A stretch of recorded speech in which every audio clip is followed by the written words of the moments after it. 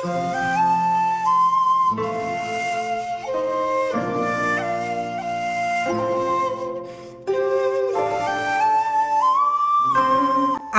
ঘরের ভিতরে কি দিয়ে খাচ্ছেন কিংবা কি কাপড় চোপড় পরেছেন সেটা কিন্তু কেউ দেখতে আসবে না, তবে আপনি বিপদে কার কাছে হাত পেতেছেন সেটা নিয়ে সমালোচনা করার কিন্তু মানুষের অভাব হবে না।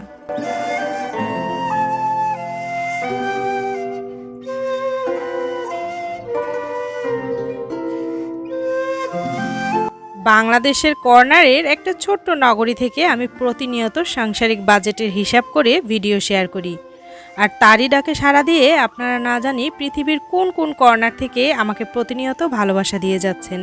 কত অদ্ভুত, তাই না? এবং কতটা বিশ্বাস করে নিজেদের একদম ব্যক্তিগত হিসাব কিতাবের কথা শেয়ার করছেন।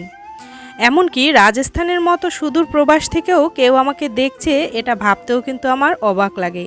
আমি কি সত্যি এতটা ভালোবাসা পাওয়ার যোগ্য আপনাদের? কে জানে। তো এমনই কিন্তু আমার একজন প্রিয় দর্শক কমেন্ট করেছেন, দিদি আমি রাজস্থান থেকে বলছি, কিভাবে ৯,০০০ টাকার মধ্যে সংসার খরচ চালাবো প্লিজ জানাবেন।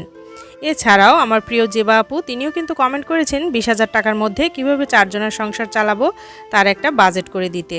তো এই নিয়েই কিন্তু থাকছে আজকের ভিডিওটি। So hello everyone, good morning. কি অবস্থা, কেমন আছেন সবাই? আশা করছি যে যেখান থেকে আজকের ভিডিওটি দেখছেন সকলে খুব ভালো আছেন। বাংলাদেশের ছোট্ট নগরী আর আমার প্রিয় প্রাণের শহর বরিশাল থেকে বলছি। নতুন আরও একটি সুন্দর দিনের সাথে শুরু করছি আজকের ব্লগটি। আর পুরো ব্লগটি জুড়ে থাকতে পারেন আমার সাথে, আই হোপ আপনাদের ভালো লাগবে। তো এখানে কিন্তু দেখিয়ে নিচ্ছিলাম, আমিও কিন্তু মাসের বাজার করার জন্য চলে এসেছি একটা মুদি দোকানে। তো এখান থেকে কিন্তু আমি মুদিখানা বা শুকনো বাজার যেটাই বলেন না কেন ওটাই নিচ্ছি। তো তারই কিছু অংশ শেয়ার করছিলাম, আর দেখলাম যে চালের দাম সহ বিভিন্ন জিনিসপত্রের দাম কিন্তু আবারও হু হু করে বাড়ছে। রোজার মাসে কিন্তু বেশ কিছুটা কম ছিল, এখন কিন্তু আবার হুড় হুড় করে একদম জিনিসপত্রের দাম বেড়ে চলেছে। চালের দাম কিন্তু একদম মিনিকেট ৮৫-তে গিয়ে ঠেকেছে, মানে ৮৫ টাকা পার কেজি। তো যাই হোক, কিছু করার নেই, কম হোক বেশি হোক খেতে তো হবেই, যতটুকু দরকার ততটুকু তো নিতেও হবে। হয়তোবা একটু কম জমাবো আর একটু বেশি জমাবো, এই হচ্ছে পার্থক্য।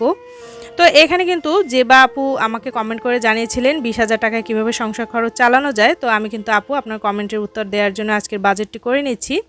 এছাড়াও চেষ্টা করব আরও রাজস্থানের থেকে যে আমাকে কমেন্ট করে বলেছিলেন দিদি না ভাই আমি জানি না, তো ৯,০০০ টাকার মধ্যে কীভাবে সংসার খরচ চালানো যায় সেটার উত্তর দেওয়ার চেষ্টা করব। তো শুরুতেই বলে নিচ্ছি, যারা এই মুহূর্তে আমার ভিডিওটি দেখছেন অথচ লাইক দিতে ভুলে গিয়েছেন, প্লিজ একটা লাইক দিয়ে বাকি ভিডিওটুকু কন্টিনিউ করবেন।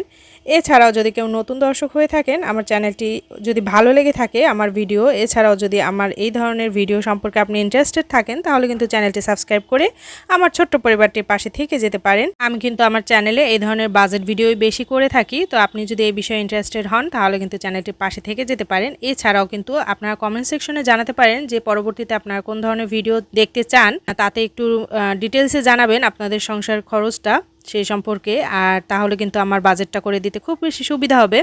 আর আমার এই বাজেট করার কিন্তু মূল উদ্দেশ্য টাকা জমানো। তো আপনারা চেষ্টা করবেন যেভাবেই হোক টাকা জমানোর। সংসারের খরচ থেকেই কিন্তু আসলে আমাদের মহিলাদের টাকা জমানোর একমাত্র উপায়, যারা আমরা বাইরে গিয়ে ইনকাম করি না। তো আপনারা চেষ্টা করবেন যেভাবেই হোক কষ্ট করে ২-৪ বছর বা ৫ বছর একটু কষ্ট করে চলার, তাতে করে দেখা যাবে পরবর্তী সারা জীবন আপনি কিন্তু আরামায়েশে খুব সুন্দরভাবে জীবনটা কাটিয়ে দিতে পারবেন। যে কোনো ধরনের সমস্যা হলে আসলে টাকা হচ্ছে সবথেকে বড় সমাধান আমি মনে করি। আর সত্যি বলতে আপনারা কেউ মানুন আর না মানুন, টাকা থাকলে সবাই আছে আর টাকা না থাকলে কেউই নেই, এটাই সত্যি। তো যাই হোক, আমি কিন্তু এই যে জেবা আপু আপনি বলেছেন যে ২০,০০০ টাকা কীভাবে সংসার খরচ চালাবেন, এছাড়াও আপনাদের যাদের বাজেট ২০,০০০ টাকায় সংসার চালানোর, তারা কিন্তু আমার এই বাজেটটি দেখে উপকৃত হতে পারেন। তো আমি ধরে এখানে দেখিয়ে দিচ্ছি যে ৪ জনের সংসারে ২০,০০০ টাকায় কীভাবে A to Z খরচ করবেন। তো আপু আমাকে জানিয়েছিলেন তার সংসার খরচ মানে বাসা ভাড়া, বিদ্যুৎ বিল এবং স্কুলের বেতন বাবদ বাচ্চাদের ১০,০০০ টাকা খরচ হয়। তো ২০,০০০ টাকা থেকে ১০,০০০ টাকা যদি বাসা ভাড়া, বিদ্যুৎ বিল, তারপর স্কুলের বেতন বাচ্চাদের এই নিয়ে খরচ হয়, তাহলে কিন্তু বাকি থাকে ১০,০০০ টাকা। দেখলেন সংসারের বাজেটের একটা বড় অংশ কিন্তু আমাদের চলে যায় বাসা ভাড়া, বিদ্যুৎ বিল, বাচ্চাদের স্কুল কলেজের বেতন এই নিয়েই।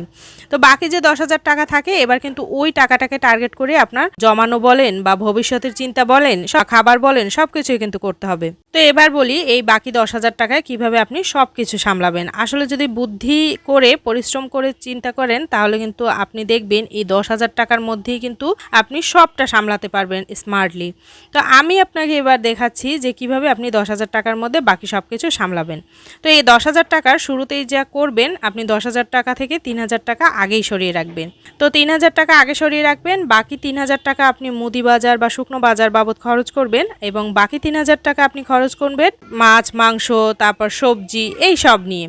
তাহলে কিন্তু আপনি হিসাবটা পেয়ে গেলেন যে প্রথম 10,000 টাকা থেকে 3,000 টাকা আপনি আগেই সরিয়ে রাখবেন জমার জন্য, বাকি 3,000 টাকা আপনি মুদিখানায় খরচ করবেন এবং তারপর 3,000 টাকা আপনি মাছ মাংসের জন্য খরচ করবেন আর 1,000 টাকা আপনি সবজি এবং ডিম বাবদ খরচ করবেন। আর এই 3,000 টাকাটাকেও আপনি 1,000 টাকা হচ্ছে হাতে রেখে দিবেন আর 1,000 টাকা আর 2,000 টাকা হচ্ছে আপনি মাসের শুরুতেই একদম ডিপিএসে রেখে দিবেন। আর বাকি যে 1,000 টাকা আপনার হাতে থাকবে ওটা কিন্তু খুব বেশি প্রয়োজন না হলে একদম ভাঙার চেষ্টা করবেন না। তো এটা আমি হাতে রাখলাম যেহেতু ঘরে বাচ্চা আছে, খুব বেশি বিপদ আপদ না হলে ওই টাকাটা ভাঙবেন না, ওটাও জমাবেন। আর যেহেতু ঘরে কিছু টাকা তো রাখাই লাগে, এর জন্য কিন্তু 2,000 টাকা আপনি ডিপিএস করবেন আর 1,000 টাকা জমাবেন। দেখা গেল 3,000 টাকায় যদি আপনি হাতে রাখতে চান তাহলে ওটা কিন্তু কোনো না কোনোভাবে খরচ হয়েই যাবে। তো এর জন্য মাসের শুরুতে আগেই 2,000 টাকা ডিপিএসে রেখে আসবেন আর 1,000 টাকা হাতে রাখবেন, বাকি টাকাগুলো খরচ করবেন। তো এবার হিসেব দেই যে কিভাবে আপনি 3,000 টাকা মুদি বাজার, যেটা তো যা মানে আমাদের সংসারে লাগে, চাল ডাল, তো আপনি এক্ষেত্রে কিন্তু 28 বালাম চালটা কেনার চেষ্টা করবেন, ওটাই কিন্তু ভাতটাও খুব ভালো হয় আর মানে দামটাও একটু কম, আর চালের দাম কিন্তু এখন প্রচুর বেড়েছে।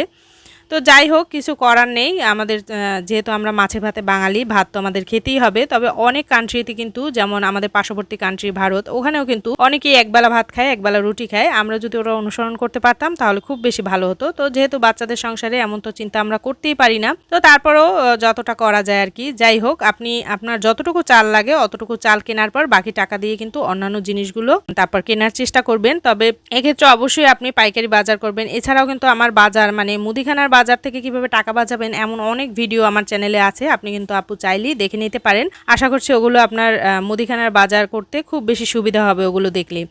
তো এই হচ্ছে মুদিখানার বাজার 3,000 টাকা। তো প্রতি মাসে কিন্তু আসলে 3,000 টাকার বাজার লাগেও না, যেহেতু আমারও 4 জনের ফ্যামিলি, আমি কিন্তু জানি 2,500 2,800 এমন টাকা কিন্তু হয়ে যায়। তো এবার গেল 3,000 টাকার মুদিখানার বাজার। বাকি যে 3,000 টাকার মধ্যে 1,500 টাকার আপনি মাছ কিনবেন, 1,500 টাকার মাংস কিনবেন। তো এক্ষেত্রে একটু হেরফের হতে পারে, মাছে কোনো মাসে 1,600 টাকা লাগতে পারে, সেই মাসে আবার 1,400 টাকার মাংস কিনবেন। আবার কোনো মাসে 1,500 টাকার মাংস কিনলেন বা 1,400 টাকার মাছ কিনলেন, 1,500-1,600 টাকার মাংস কিনলেন। তো যাই হোক, অ্যাপ্রক্স আপনি 3,000 টাকার মধ্যে রাখার চেষ্টা করবেন। তো আমি কিন্তু আমার বাজেট ভিডিওগুলোতে খুব দ্রুত কথা বলি, এটা নিয়ে কেউ কিছু প্লিজ মনে করবেন না, কারণ 15-20 মিনিটের একটা ভিডিও বা 15 মিনিটের, বেশিরভাগই কিন্তু 15 মিনিটের ভিডিও, এতে কিন্তু সব কিছু ডিটেলসে বলতে গেলে খুব দ্রুত কথা বলা ছাড়া আমার একদমই উপায় থাকে না, যার জন্য আমি কিন্তু একেবারে এক নিঃশ্বাসে দ্রুত কথাগুলো বলে ফেলি। আপনারা প্লিজ একটু মানিয়ে নেবেন। তো এই গেল মাছ 1,500 টাকা আর মাংস 1,500, মানে যেভাবেই হোক 1,400, 1,600 বা 1,500 বা 1,300, 1,700 এমন করে মাছ মাংস মিলিয়ে কিন্তু আপনি 3,000 টাকার মধ্যে করবেন। তো এই গেল মাছ মাংস। বাকি হচ্ছে 1,000 টাকার মধ্যে 500 থেকে 600 টাকার আপনি ডিম কিনবেন, বাকি 300-400 টাকার আপনি সবজি কিনবেন, মানে মিলিয়ে আর কি 1,000 টাকার মধ্যে ওটা রাখবেন, সবজি প্লাস ডিম। তো এবার বলি মাছ মাংসের বাজার কিভাবে করবেন। আমি কিন্তু আমার আরও অনেক ভিডিওতে শেয়ার করেছি কিভাবে 1,500 টাকা 2,000 টাকার মধ্যে মাছ কিনতে হয়, কিভাবে মাংস কিনতে হয়। তো আপনি কিন্তু চাইলে ওই ভিডিওগুলোও দেখতে পারেন। এছাড়া আমি আপনাকে এখানে ছোট্ট করে একটু বুঝিয়ে দেওয়ার চেষ্টা করছি। আপনি হচ্ছে একটু, যেহেতু বাচ্চারা আছে সবসময় কিন্তু ওরা ছোট মাছ বা এমনি দেশি মাছগুলো খেতে চায় না, ওরা একটু রুই মাছ, তারপর কাতল মাছ, বড় বড় মাছগুলো খেতে চায়। তো আপনি যেটা করবেন সেটা হচ্ছে বেশি দামি মাছও কিনবেন আবার কম দামি মাছও কিনবেন। যেমন রুই কাতল মাছ একটা 2 কেজির মধ্যে কেনার চেষ্টা করবেন 700 থেকে 800 টাকার মধ্যে, ওটা দিয়ে দেখবেন আপনার 4-5 দিন অনায়াসে হয়ে যাবে।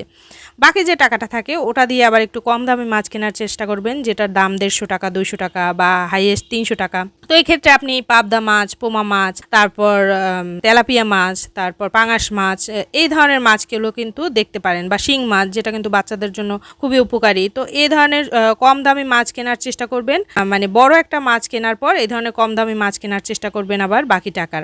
তো এতে করে দেখবেন কি আপনি 13 দিন, 12 থেকে 13 দিন আপনি খাবেন মাছ। তারপর মাংস আবার কিনবেন এমনভাবে যেটা দিয়ে আপনার 5 দিন হয়ে যায়, 5 থেকে 7 দিন। তারপর ডিম খাবেন 7 দিন।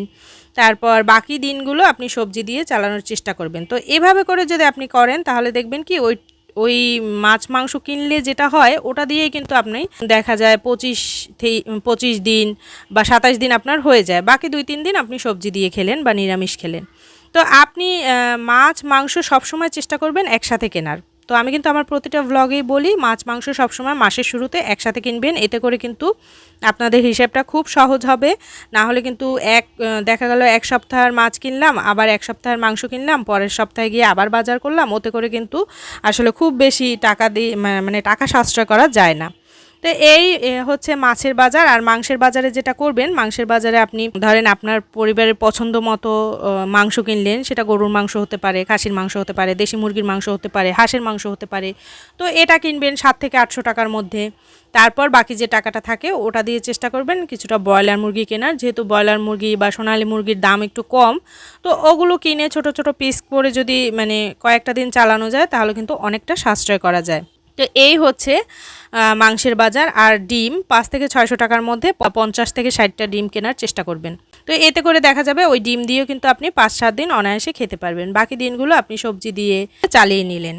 এবার আসি জমার হিসাবে। মাছ মাংস ডিম এগুলো সব মিলে কিন্তু আপনার দেখা যায় এভাবে বাজার করলে 30 দিন অনায়াসে সুন্দরভাবে পার করতে পারবেন। বাকি যে এখন জমার ব্যাপারটা ওটা আলোচনা করি। বাকি যে 3000 টাকা আপনাকে জমাতে বলেছি ও থেকে আপনি হাত খরচ বা অন্যান্য খরচ বাবদ 1000 টাকা রেখে দিবেন। এটা যদি আপনি মানে খুব বেশি সমস্যা না হয় খরচ করবেন না। তো এখান থেকে আপনি দেখা যাবে যদি এই 1000 টাকা আপনি মাসে জমাতে পারেন তাহলে কিন্তু আপনার 5 বছরে 60,000 টাকা হয়। আর 2000 টাকা যেটা বললাম যে ডিপিএস করার জন্য, তাতে কিন্তু 2000 টাকায় 5 বছরে 1,20,000 টাকা হয়। তো তারপরও কিন্তু দেখা যায় ডিপিএস করলে সাথে কিছু টাকা দেয় আরও বেশি, যেটা 1,20,000 হলে দেখা যাবে আপনাকে 1,30,000-35,000 টাকা কিন্তু এমনিতেই দিয়ে দেবে। তো 1,30,000-35,000 টাকা এবং আপনি 5 বছরে যেটা জমালেন ওই টাকাটা যদি আপনি হিসাব করেন দেখা যাবে প্রায় 2 লাখ টাকার কাছাকাছি এসে যায়। তো এই প্রথম 5 বছরে আপনি যদি 2 লাখ টাকা জমাতে পারেন এবং ওই 2 লাখ টাকা যদি আবার আপনি একটা সঞ্চয়পত্র করেন পরের 5 বছরের টার্গেট করে, তাহলে দেখা যাবে ওই 2 লাখ টাকা থেকে কিন্তু আপনার প্রতি মাসে 2000 টাকার মতো আসবে। তো ওই 2000 টাকার একটা ডিপিএস করলেন প্লাস সাংসারিক খরচ থেকে যে 3000 টাকা আবার সেভ করলেন পরবর্তী 5 বছরে, সেখান থেকেও কিন্তু আপনি 1,20,000 মানে 1,30,000-35,000 টাকার মতো আবার ডিপিএস থেকে পেয়ে গেলেন। তো পরের 10 বছরে গিয়ে আপনি দেখবেন আপনার প্রায় 3.5 লাখ টাকার মতো হয়ে গেছে। তাহলে দেখেন আপনি কিন্তু 20,000 টাকার মধ্যে জমালেন প্রতি মাসে মাত্র 2 থেকে 3,000 টাকা, আর তাতে কিন্তু 5 থেকে 10 বছরে আপনি 3-4 লাখ টাকার মালিক হয়ে গেলেন। তো প্রথম 5 বছর, তারপরের 5 বছর, এই 10টা বছর টার্গেট নিয়ে আপনি যদি আপনার সংসার খরচটা মেনটেন করেন বা সংসার খরচ থেকে কম একটু করে জমান, তাহলেও কিন্তু আপনি দেখা যাবে একদম 3.5 থেকে 4 লাখ টাকা একদম চোখ বন্ধ করে জমাতে পারবেন। এখন অনেকে হয়তো বলবেন না খেয়ে জমানোর কথা। একটা আপু আমাকে কমেন্ট করেছেন যে তাহলে না খেয়ে জমাই, সেটাই সব থেকে ভালো হয়। আমি কিন্তু আমার কোনো ভ্লগে বলি না যে না খেয়ে জমানোর কথা। আসলে কিছু পাবলিকই থাকে নেগেটিভ চিন্তাভাবনা করার জন্য। না খেয়ে জমালে তো পুরোটাই জমানো যায়। আমি তো না খেয়ে জমানোর কথা বলছি না। এমন অনেক ফ্যামিলি আছে যারা শুধুমাত্র সবজির উপর বা বড়া ভাজা, ডাল, আলু ভর্তা এগুলো খেয়ে থাকে। আমি কিন্তু আপনাদের কোনো বাজেটে এমন বাজেটও করে দেই না যে আপনারা একদম ওভাবে চলবেন। আমি কিন্তু এমনভাবে বাজেটটা করি যাতে আপনি মাছ না হয় মাংস না হয় ডিম এগুলো দিয়েই বেশিরভাগ দিনগুলো খেতে পারেন। তো এরপরও কেন যে কিছু মানে জনতা পাবলিক এমন নেগেটিভ কমেন্ট করে যা দেখলে আসলে সত্যি খুব খারাপ লাগে। তবে বেশিরভাগ আমার ভিডিওতে কিন্তু পজিটিভ কমেন্টই আসে এবং অনেক সুন্দর সুন্দর কমেন্ট আসে। তবে 2-1 তো থাকে আসলে ব্যতিক্রমী, আমি এটাকে তেমনভাবে নেই না। তো এর জন্য ভালোর মধ্যে খারাপ, 10টা ভালো থাকলে একটা খারাপ থাকবে, এটাই স্বাভাবিক। এটা আসলে মাথায় নেওয়ার কিছু নাই, আর আমি নেইও না। তো এই হচ্ছে আজকে আমার হিসাব। আশা করছি আপনারা একটু হলেও উপকৃত হবেন। আসলে আমি কিন্তু আমার আগের ব্লগেও বলি একজনের সংসারের হিসাব আর একজনের কোনোভাবেই পুরোপুরি দিতে পারে না। তবে আমার এই ভিডিওগুলো এমনভাবে তৈরি করি যাতে করে আপনারা কিছুটা ধারণা নিতে পারেন। এরপর আপনারা আপনাদের মতো করে নিজেদের সংসার খরচটা আসলে সুন্দরভাবে সাজিয়ে নেবেন এবং আপনি প্রতি মাসে টার্গেট রাখবেন যে আমি যদি 20,000 টাকা সংসার খরচ চালাই সেখান থেকে আমি 2 থেকে 3,000 টাকা সেভ করব। আসলে জিনিসপত্রের দাম এখন এত বেশি বাড়ছে যে আসলে সেভ করাটা খুব বেশি কষ্টকর। তারপরও সেভ করবেন, অল্প হলেও সেভ করবেন, কারণ ভবিষ্যতে আরও কিন্তু খারাপ পরিস্থিতি আমাদের আসতে পারে। যার জন্য সেভ করে রাখাটা কিন্তু খুব বেশি জরুরি। নাহলে কিন্তু যে কোনো বিপদ আপদ আসলে আপনার জন্য কিন্তু ওটা মোকাবেলা করা খুব বেশি দুরূহ এবং দেখবেন যে আপনি খুব বেশি বিপদে পড়ে যাবেন। তাই অল্প খেয়ে হলেও সেভ করবেন, তবে না খেয়ে থাকতে বলছি না, অল্প হলেও সেভ করে রাখবেন। অল্প খেয়ে অল্প সেভ করুন, তাতেই দেখবেন একটা সময় অনেকটা বরকত পাবেন। হয়তোবা প্রথম 5-10 বছর কষ্ট করবেন, তারপর কিন্তু আপনি আপনার জীবনের মোড় একদম বদলে দিতে পারবেন।